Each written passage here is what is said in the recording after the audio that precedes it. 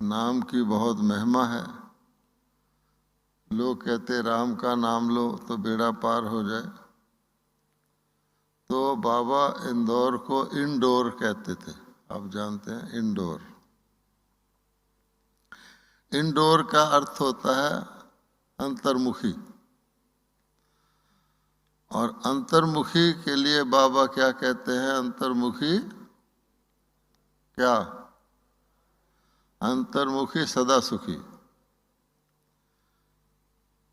थोड़े टाइम के लिए सुखी नहीं, सदा ही सुखी।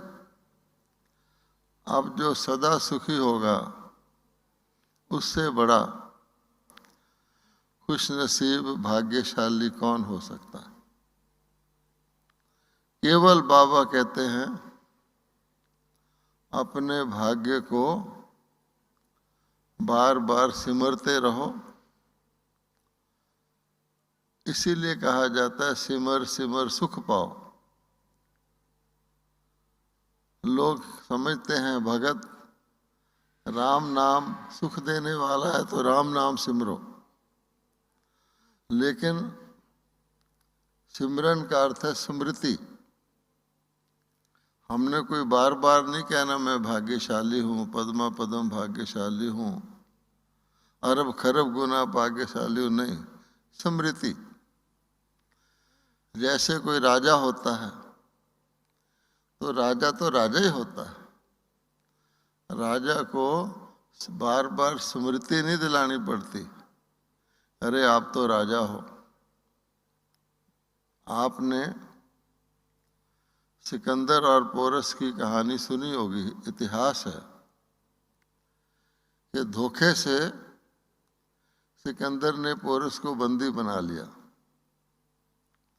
और उसने सोचा मैंने तो बहुत बड़ा काम कर लिया है, तो उनसे पूछता है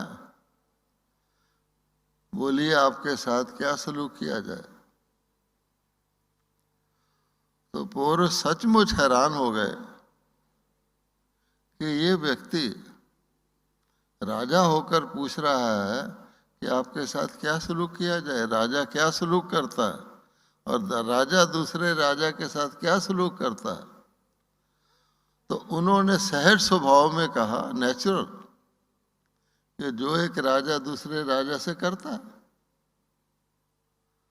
तो सिकंदर तो बहुत ही आश्चर्य में आ गया कि मैंने इनको बंदी बनाया हुआ है, मेरे सामने खड़े हैं और कह रहे हैं जो राजा एक राजा के साथ करता है। सिकंदर को बहुत शर्मिंदा हुआ। उसने कहा असली राजा ये है, मैं तो बाहर से दूसरे देश से आकर एक इन्वेडर हूं। ये है राजा कि बंदी बना लो तो भी राजा है। और सच्ची बात है, राजा तो राजा ही रहेगा ना। राजा सो रहा है तो इसका मतलब थोड़ी वो राजा नहीं है। राजा चल रहा है तो भी राजा है। किसी भी कंडीशन में राजा तो राजा ही है। तो अगर बंदी बन गया तो क्या हुआ? संस्कार तो राजा ही के है ना। इसलिए बाबा कहते हैं कि सदा सुखी।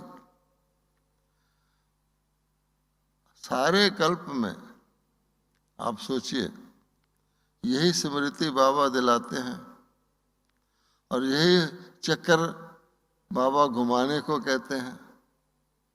दुनिया दूसरे चक्रों में पड़ी हुई है ना।